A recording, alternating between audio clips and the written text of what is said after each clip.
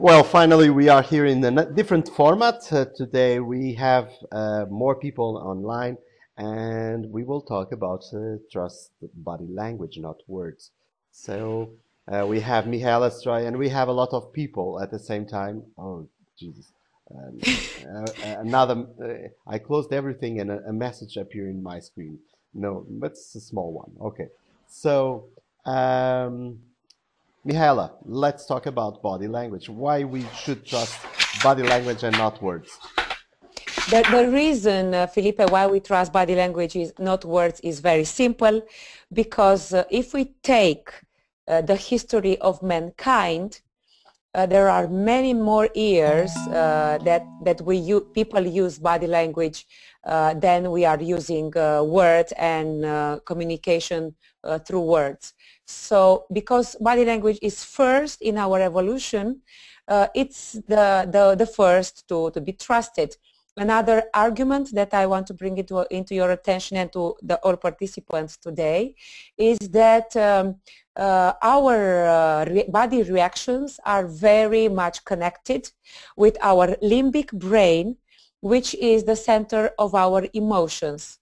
So whenever we have an emotion in our mind, in our brain, we will express it in a few seconds away distance in our body, because this is a normal way of behavior of any person. So I gave at least two arguments why we should trust body language first and not words. Maybe it would be interesting to have some questions from the beginning. What do you think, Mihaela?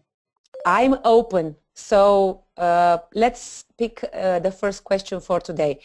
And I want to ask you very kindly to respect our relation, so we speak one at a time. So the first person who wants... You can raise the hand like this. And yes, we can raise the hand, and if I can address your name, you can put the question.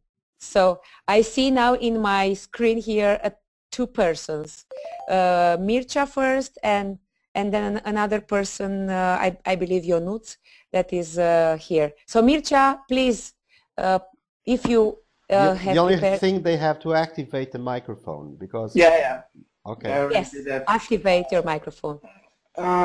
Cool. So I know about a famous film which was made. It was actually a series. I think it was called Lie to Me. So it was one of my favorite movies, and I was wondering in which domain we could apply this body language. I'm curious if in a multinational company this can be applied. If sitting in a table in a short meeting with people, will that help me in a way, yes or no? Or how would I interact with the persons there? How can I tell if someone is telling the truth or is scared or something like that? Yes, thank you, Mircea, for your question. For sure. Learning how to decode body language is very useful in a multinational, in any company. Does not matter if it's national or if it's international. Why? Because you can use it from meetings, meetings when you meet with colleagues, and also in meetings when you have a project meeting, when you meet with your superior. Also, it can be used when you are making presentations. You present a project, you want to ask a salary raise from your boss, you want to negotiate a contract with a business partner, or you want to sell your services or your products. In any context, either if it's business or it's personal interaction, when you meet people, you need to know how you can decode body language. So I believe that knowing the secrets can give you enormous enormous advantage in these meetings, any type of meetings. Did I answer to your question, Mircea? Yeah, you did. Yeah, it's also okay. in negotiation, in sales, in mediation, if you are a lawyer, if you are a doctor, if you are a teacher, if you are a parent, if you are a marketer, if you are in a business with customer service, public relations, diplomacy, criminal investigation, police work, yes, espionage, etc. Or even if you are a poker player, you can use body language. Yeah, that's true. And Filipe, let's move on with our discussion. And please, from your point of view, because you are international speaker and author, and you travel on all the continents, meeting with so many cultures. Please let us know your experience. What you have learned from me when we met in such different and multiple situations, if they really helped you be a better communicator with different cultures. Well, one of the things that oops, okay, I have microphone. One of the things that is funny is that I learned that nonverbal communication is common in any language. So you might be talking about with I don't know, Russians, and you don't understand anything about Russian. I don't, and you really can understand. I give you an example. It's one in one of my books. I was doing a preparation for an academy, and I was talking with the organizers, and I had a translator, so they were translating from Russian to English and vice versa. And I was explaining what I wanted, and I was making questions how to do stuff and things like this. And if I would relate only to the nonverbal, to the verbal communication, that is what the translator was saying to me, everything was okay, no problem. There is no problem. Everything is okay. But I was looking at the same time to the nonverbal communication of the people I was talking to. And the funny thing is that they were like afraid. And I was like, why they have fear? Why they have fear? And then I start thinking, and I said, well, I will stop the meeting for a moment. Went to think about why they were afraid. And then I thought about a bit of the Russian culture. They like really, really strict leadership, people that really say, okay, let's do like this. And even if they don't know, the leader doesn't know what he's doing, but he has to say, let's do like this. And we have this, and there is no other possibility. And so they really, really like authority. And that was the thing. So I returned to the meeting, and I continued the meeting in a much more authoritative way. And guess what? It worked much better. People were not afraid anymore. So that was one of my learnings from you. Thank you. It's true. When you go in a culture, the first idea to have in your mind before even leaving your own country and going into the plane is to make some research about how people behave in that place, about their history, because all the history of a culture has a print on the body language. And you mentioned the Russians. This is a very interesting culture because East European countries, the Southern Eastern European countries, they have a specific period in their life, in the life of the people, when it was very authoritative. So there is a different way of behavior in that culture. This is the reason. I hear myself strange. I don't know what happened. This is the reason why I have developed, after my experience over 12 years with people from different cultures and different occupations, a very simple method to decode body language. Does not matter in what culture. And I call it the ABC method of reading body language. Why ABC?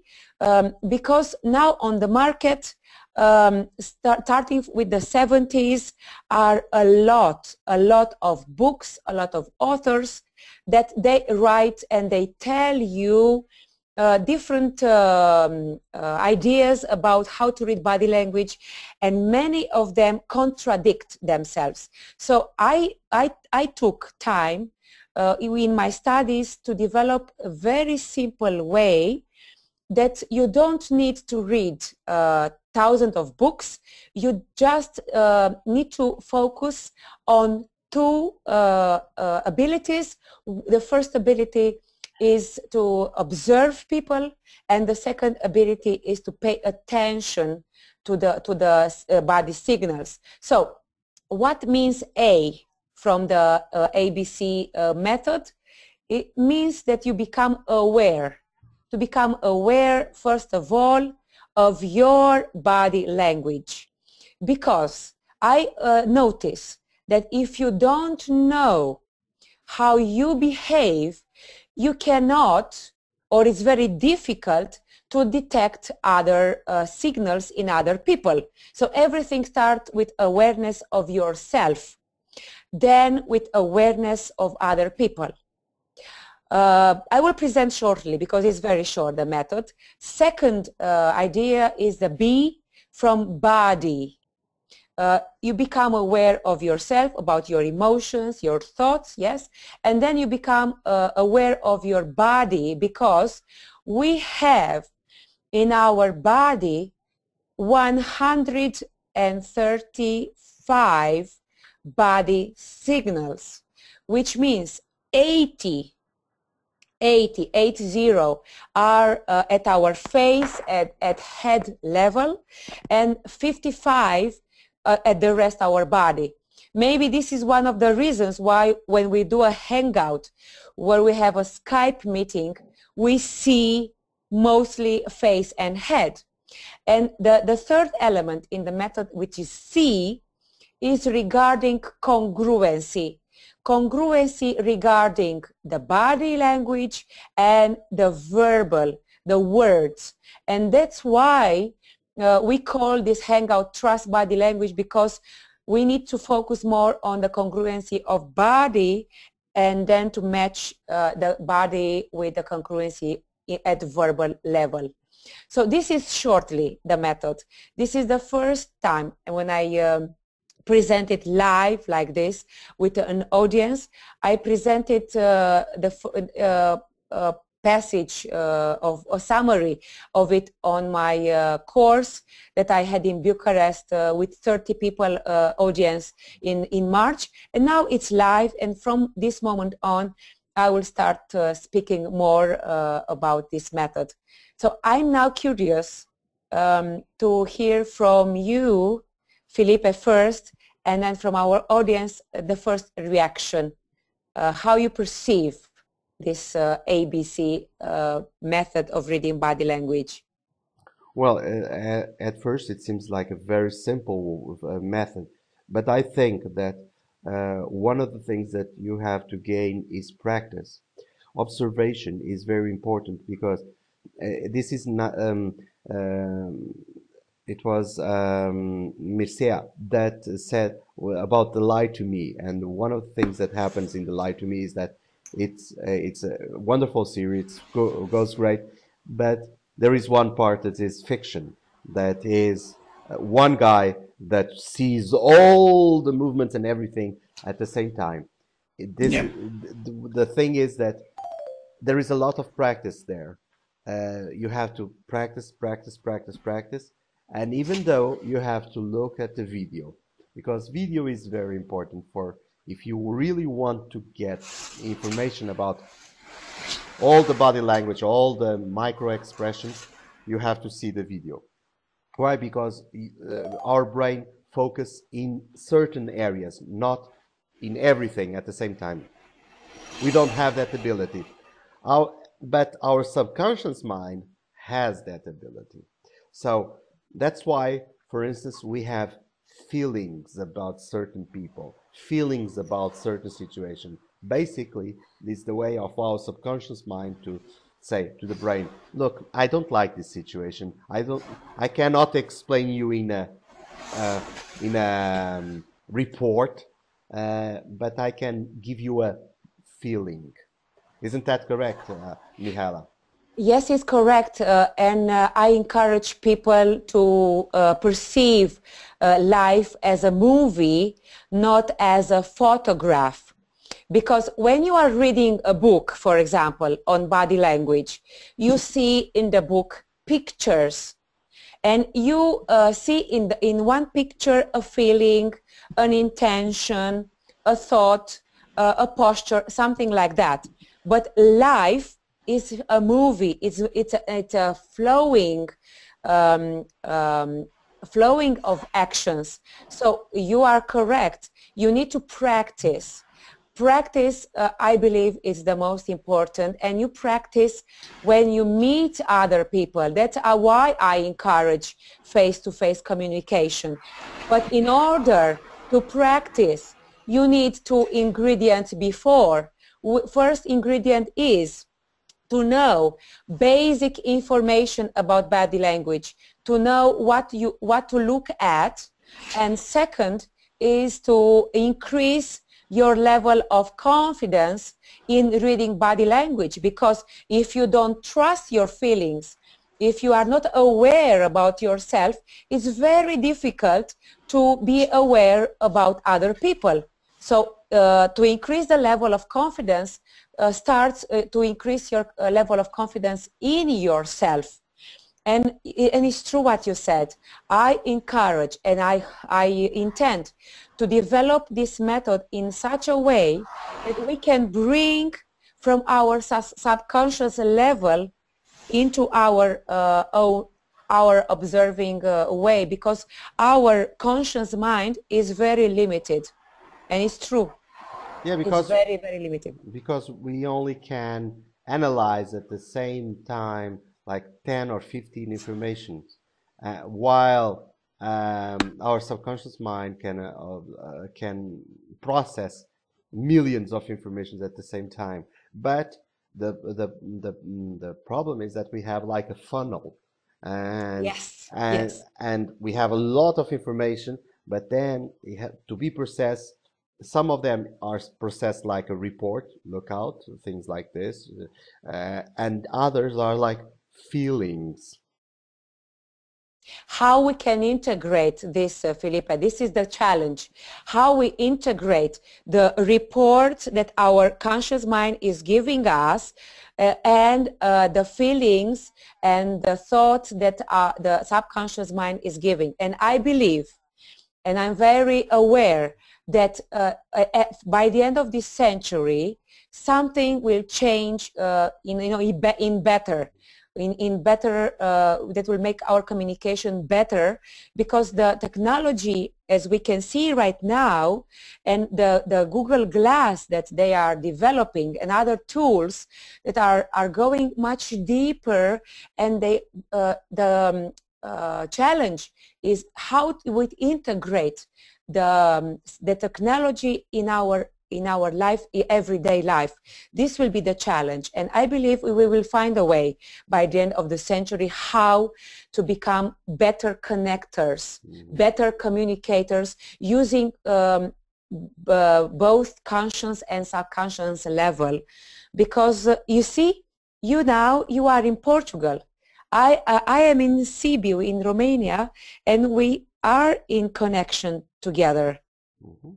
And I believe that even if we are taking a person from Japan or from the States right now with us, we will create a synergy, right?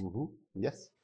You experienced yes, because we know when each other are going to talk or something like that. So it's interesting because we have that experience. Mihaela, we are almost reaching 20 minutes. Maybe another question and finishing? Yes, let's take another question from a different person. And let's see who is opening now the microphone. Thank you, Mircea, for your first question. Now, let's take a second question, short question, if it's possible to take a third one. to give another possibility. Who wants to put the question to be a part of our synergy today? One at a time. One at a time. Let's see who has the courage. Oh, you talk about courage and now people are getting shy. Ah, we have one. We have one, right. Please. Yes. Hello, I'm Alexis. I want to ask you, you say you have to observe people, but how do you know if your observation was correctly made? Yes, this is a very good question, Alexis. Thank you for asking. How do you know that the observation is okay? It starts with you to start to observe your behaviors. And that, because all human brains are behaving the same. So when you become aware of yourself, doing observation on your body signals, body reactions, you will be able to notice when there are similarities in other people's behavior. And I have good question. I have good news. When we are born, we know how to observe reality. We are perfect in observation because observation is a survival skill. So what you have to do now in the 21st century is to become a child again, to behave like you are 3 years old and everything is new to you, all the environment is new, and how you adapt to a new situation. And you have the decoder inside yourself. And that's why from 2013, I changed my way of talking, my way of observing, and encouraging people to go back to basics, which is go back to inside you. And it's a challenge, and I take the challenge. So we are searching our inner child. So gugu Yes. dada to you too. Yes, because the answer lies there, because then you survived until this age. You have the answers inside you. What happened in the meantime is that society pushed you a little bit away from that inner child. So this is the challenge for this year. And I want to take the third question, and I prefer to be a woman because women have something special. Oh, we did a video about that, seduction. We did a video, yes. We have something more in our brain circuits that is called female intuition. And male, they have it too, but always it's good to have a smart woman next to you to give you advantage. So let's see if I have a question from, I can see here that is Andrea, that is here, Cornelia and Madalena and Alina. So please, who wants to shoot the question, the third question, and then we will close this special hangout today. Men are winning to kneel. If you cannot find the microphone, maybe you can chat. If not, I have a question. You are a woman. I am a woman, and I'm very curious. And my question for you guys, because are more in number right now, is how you show confidence when you meet with another person. Good question. I will leave to my colleagues. Who has courage right now to give us some, I need examples. Okay, can I go for this one? Yes, Mircea, please go. Okay. An example from your experience. Okay, sit straight, smile, look at the other person in his eyes or maybe above, somewhere in his forehead. and talk positive things. I don't know. And give I don't know if it's how this interaction goes between with the other person. I mean, is this a new person that you meet, or with already known person? Because I think if you meet a new person, it also involves the way you shake the hand with him and so on. But I believe in these things. Sit straight, or not very straight, but straight, relaxed. I don't know how. And smile. That's very important. A warm smile, maybe. And yeah, a decent handshake. Yes. If you meet the person for the first time or you know the person, it's a very good distinction, and I really appreciate the suggestions that you said. It's true. They are very important, and you always perceive that even though they don't talk. There is another person who wants to share his experience regarding expressing confidence. Thank you, Mircea. Felipe, I know that Portuguese culture is famous conquering a lot of land, let's say, in the past. What made Portuguese persons, the conquistadores, so strong and so confident to go and make so many domains their own? You need to have something inside you, right? It's in your DNA. What you have in your DNA. And you know, my husband is always appearing with very strange gestures.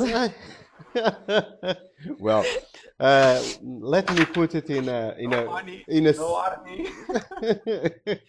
Yes, we were never a very powerful nation in terms of money and armies. So one of the things that we had to use was ourselves, and it's a known fact that while other colonial powers send a whole set of family, the Portuguese only send the men, because we had no money or army to protect whole families in places so far away like Africa or South America or the Pacific or things like this. So they had to interact with the population, these guys, and they interact a lot. So yes, using their personal charm, and I may suggest. And think about this. The Portuguese talked at the most Portuguese and a bit of Latin because of religious circumstances.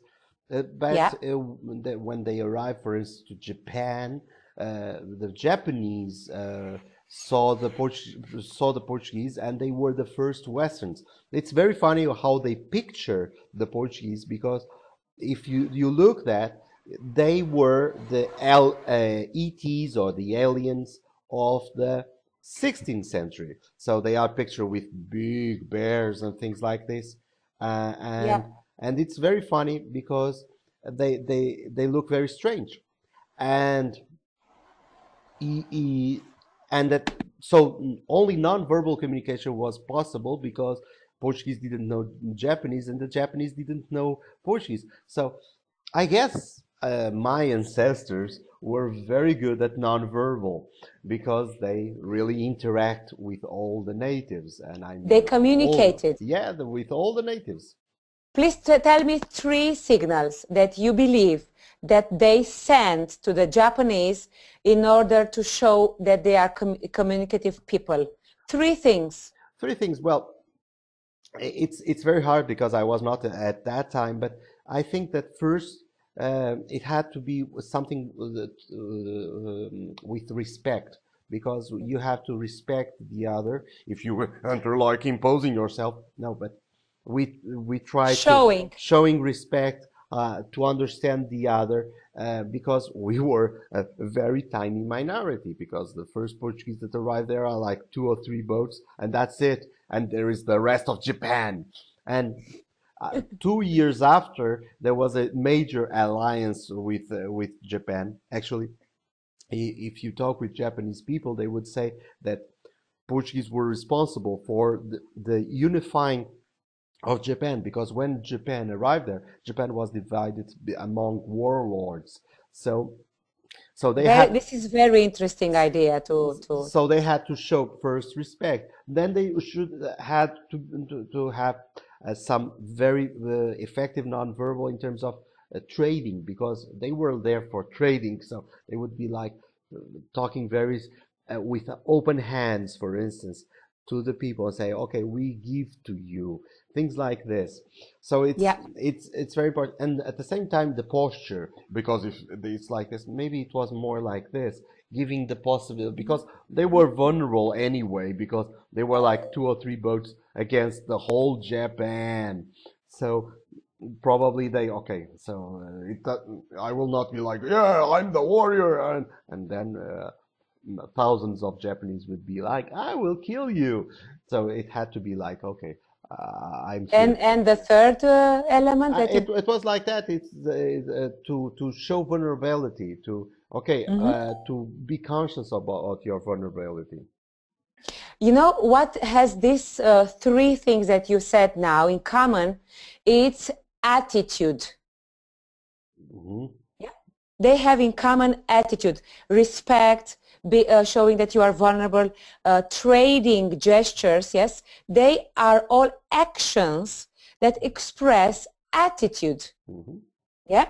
So one idea that we let make a conclusion from our special hangout today is when you are expressing yourself, especially using your body language, first be aware of your attitude, because speaks thousands of words more than you really say with your language. Okay, so become aware of your attitude, because attitude is, you can feel it.